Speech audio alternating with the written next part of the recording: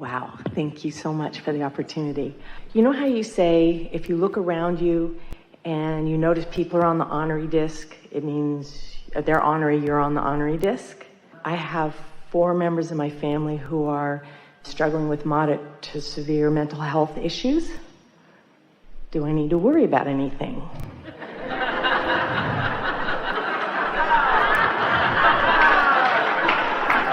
I'm asking the dead guys. So let's talk, in case you haven't heard about what we're talking about these discs. When we talk about being in the receptive mode, we mean being tuned in, tapped in, turned on. We mean flying high, feeling good, feeling elation and clarity and happiness and joy and appreciation. That's a vibrational point of attraction that when you are feeling those things, what you are then receptive of are things like that. That's how you receive your source energy. That's how you receive your inner being.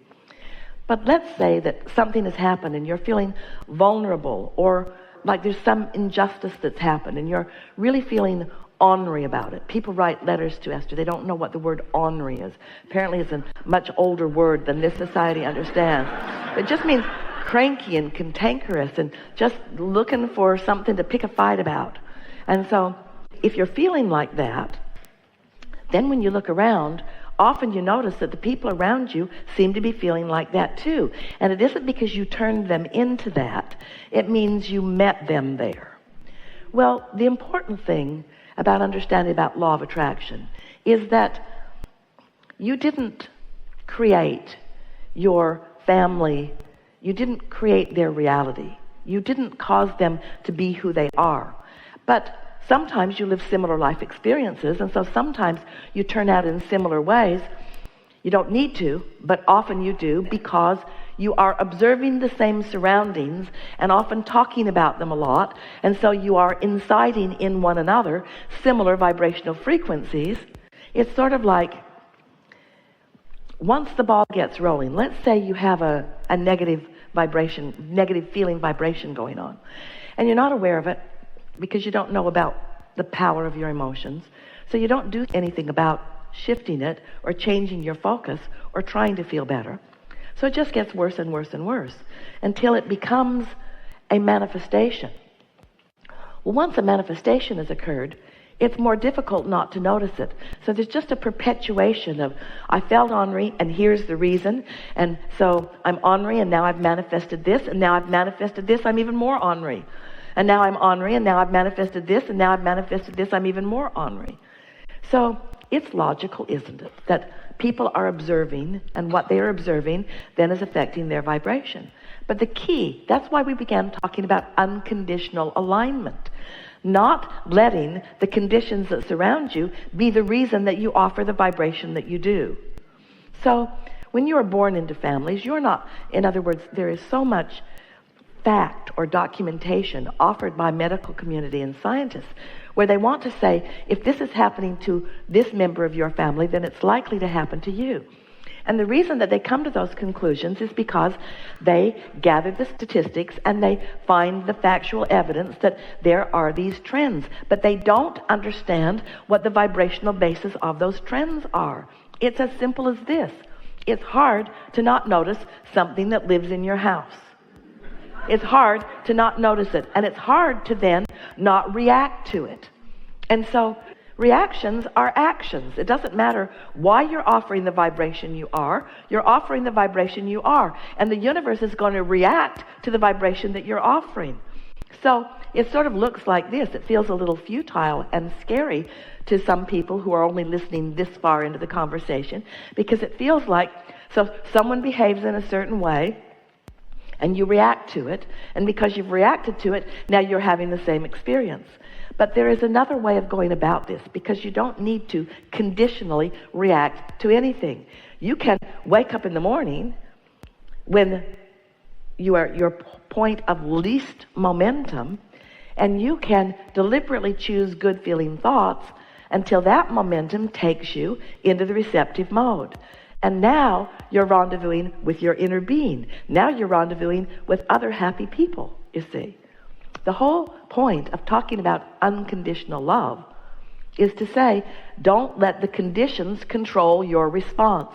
And the only way that you can keep conditions from controlling your response is by getting your action going before your reaction. You follow that? If you've got a strong, good feeling vibration going, and you meet up with somebody who doesn't, you're not going to have the same reaction to them as you would if you didn't have your strong, good feeling vibration going. I think where I'm getting concerned, I want to have unconditional love for my niece, but when I come home and the house is filled with smoke because she left the food on the stove and it charred in the pan and didn't open a window to get the smoke out, I start getting concerned that I have a fire hazard I'm dealing with. And then I'm walk into the house the next day and I wasn't able to successfully get rid of the smoke smell. So it's a reminder that, part of me is wondering, is there a point where you just say, maybe you should move out, so that I have the ease with my home, and then I feel like I'm a failure because... Well, maybe it will come to that, but the thing is, if from that concern you move out, then from that receiving mode of concern, how it plays out will not be pleasing. Mm-hmm. If you're on the high-flying disc, if you're going to something rather than running from something, you're in an entirely different frequency, and the way it plays out is entirely different. Mm-hmm. Some years ago, we were visiting with a woman. She was a physician, and so was her husband, and they lived out in the desert, and they had a private plane, and they were in their private plane often.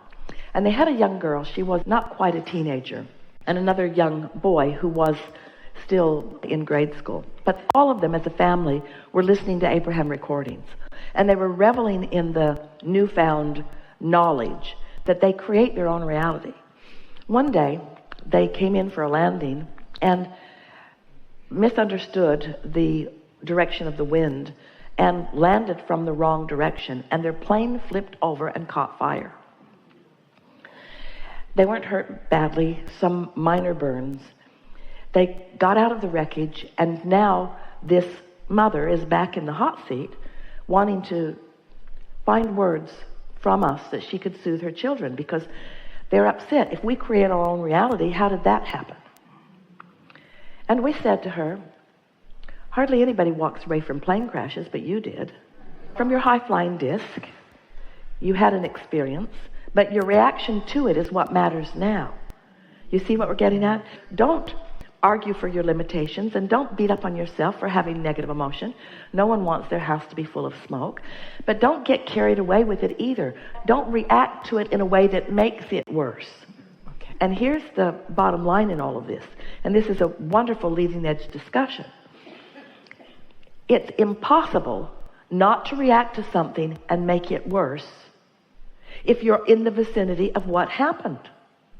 As you walk in that vibration, of course you're going to have that react. If you walk in, you're flying high, you're feeling good, you know you have well-being, you know that well-being abounds, and that happens, you open a window and you don't make a big deal about it. But if you're not, then one thought leads to another. I could die in my sleep, or she could be so irresponsible that she could do this or this or this or this or this or this or this. When the fact of it is, nothing like that has happened, and the likelihood of it happening has more to do with your reaction than it does with anything else. Now, of course, we don't think that you should put up with unwanted things. We don't think that if there's a lot of things that are going on that are unpleasant to you, we would move out. But we wouldn't move out from fear of what's happening, and we wouldn't move out from disgust of what's happening, and we wouldn't move out in anger. We would get into our high-flying disc and let our inner being call us to what's next. It's my home. So the question is, if you say, you'd be better off finding another place. And I agree, I appreciate totally. But you see, you can't find that high-flying disc where you encourage her into something that is going to be, in the long run, more satisfying to her, because you've got this attitude that I'm throwing her out. Yeah. You can't have this attitude that I'm throwing her out at the same time that you're on your high-flying disc. Yeah. So it takes a little work. We know this isn't the easiest thing to do. We're talking about what you're reacting to. Reactions are the most important conversation. Law of attraction, the words or the concept of law of attraction, and the concept of reaction are the same, aren't they? Mm-hmm. Because I cannot react outside the boundaries of my active beliefs. That's such a powerful statement. I cannot respond, nor can the universe respond to me, outside of the boundaries of my active belief. So you've got to find some positive aspects about your situation. And sometimes when we counsel or coach people like this, they think that we're trying to get you to make lists of positive aspects about your niece so that she will change. No. We want you to make positive aspects about your niece so that you can be in the receptive mode and know what to do. The likelihood of her changing isn't, but there are so many aspects about her that are positive. So if everything that we talk about, no matter what it is, if the answer is always get in the receptive mode, and if you notice that is always the answer, get in the receptive mode, that's always the answer, get in the receptive mode, then should there be a question about, well, should I move out or not? No, get in the receptive mode. But Abraham, should I move out or should I ask her to move out? Get in the receptive mode. Abraham, you must not be hearing my question. Should I stay or go? Should I ask her to stay or go? Get in the receptive mode. Get in the receptive mode. Get in the receptive mode and then ask that question. Get in the receptive mode. That question has already been asked and it's already been answered, but you can't receive because, tell us, why haven't you already asked her to move out? Well, I believe that there was benefit that she was receiving by being there because it was what else? A stable environment. What else? And not that stable. Now I'm feeling less comfortable when I think my house is going to burn down. Yeah, it's not that stable of an environment. But what else? What is another reason that you haven't yet asked her to move out? She has no place else to go. She has no place else to go. She doesn't make very much money. So how's that? So isn't that interesting? You're reacting to the life that she presents to you. And the life that she presents to you is one of sort of chaos, one of not really trying very hard, one of not supporting herself well. And so she's caused you to believe negatively about her by the way she behaves. So you're reacting to the way she presents herself. But you could react to what her inner being knows about her. You could react to the hopes and dreams that she has in her vortex. You could be reacting to a different part of her when you're in the receptive mode. You see what we're getting at? She wants to be a portrait artist, and I have really tried to support that. There's a place for artists that's near where I live, and it's one of the reasons she wanted to be where I am. And there are times... But you see, you can find all kinds of justifications for things to go the way they go in order to support your beliefs. This is the thing that we really want you to hear. Your strongest belief, and no one would wonder why, your strongest belief is in her not success rather than in her success. And so from that belief, from that vantage point, everything that you're inspired to is counterproductive to your receptive mode. Can you hear what we're getting at? From what you're observing and your reaction to what you're observing, it puts you in a chronic vibration that doesn't allow anything other than things like that to be the experience.